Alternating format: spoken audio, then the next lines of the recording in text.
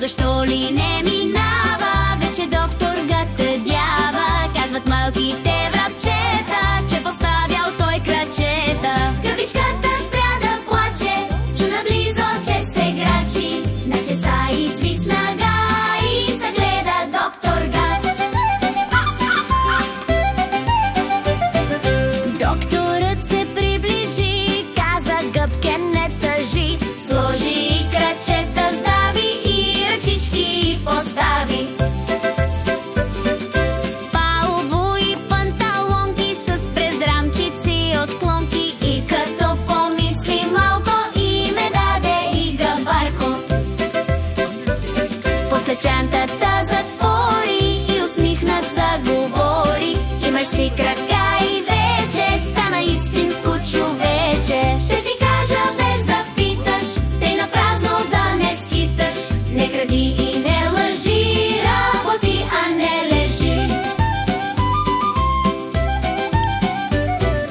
Ала тези думи скорбни наш гъбарко не запомни. След минута полетя между храсти и цветя.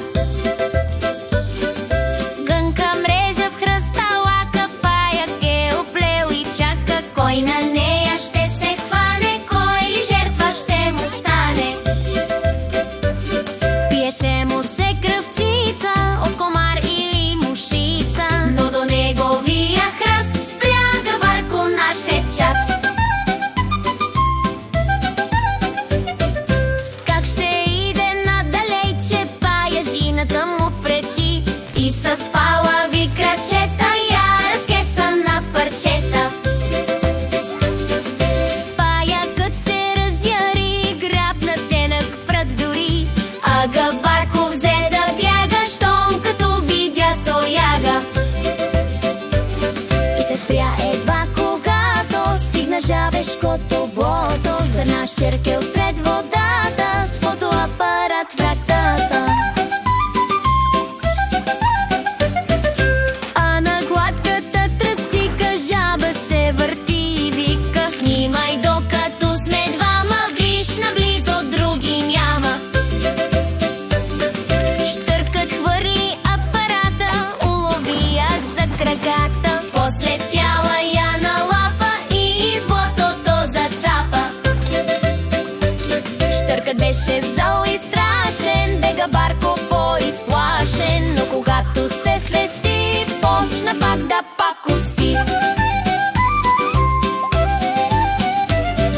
Вече беше се стъмнило, кацнал на дърво изгнило. Бухалът бе събрал мишлета от Балкани и полета.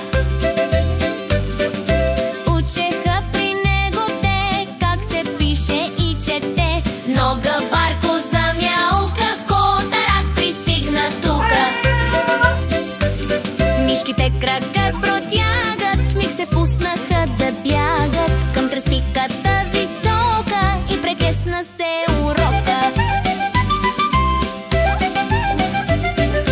Сутринта настъпи хлад, наш гъбарко сети глад. Влезе в ресторант голям, викна: дайте ми да ям. Тук безплатна е храната за работници в гората. Никой теб не те познава, що работиш ти тъдява. Те гъбарко с измама яде колкото за двама, но кълвачът за беда долетя и го видя. Хей! Скри се лъжлю в тревата, но заплете си краката. Те безсилни се извиха и без шум се отлепиха. А нещастника в тревата плаче: да върве не мога. Врабчо каза: ей сега,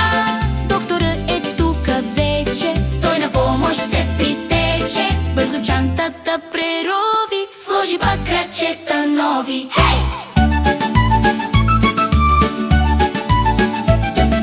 Беше се ядосал много на Габърко, каза строго: който лъже за награда, като тебе ще пострада. И мущици и зверчета гледат новите крачета. Доктор Г в гората стара, на Габъркю все се кара. Гледай, всички ти се чудят, те отиват да се трудят. Ти пък скиташ, сам видях, най-добре тръгни с тях. Ето мравката добрата хвана Гъбча за ръката. Тръгна бързо и Калдинка сбрала шарена дружинка. Там, где ручеят тече, сечко едър бор сече. Ей, Габарко наш веднага спусна се да му помага. Неуморно с топора удря дънера на бура. Всички гледат с изненада, с грохот бора взе да пада. Стреснаха се пеперуди, даже меца се пробуди. Чудят се какво ли стана, че така кънти Балкана.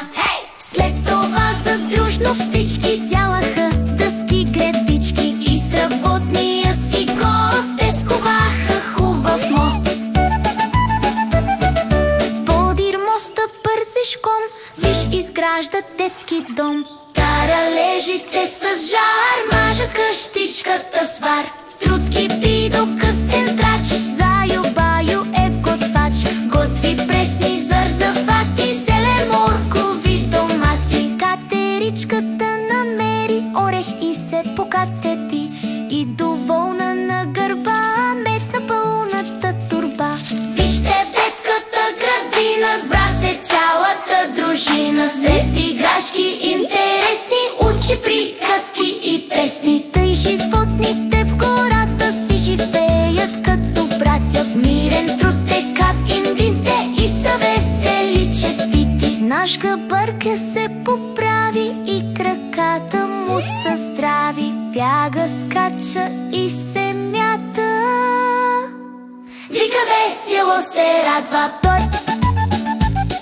Доктор Га отново мдина и край цъфнала капина. Спря Габърко и му рече: значи ти не лъжеш вече. Даже си труда обикнал и с работата стикнал. За това венец награда теб заслужено се пада. За това венец награда теб заслужено се пада.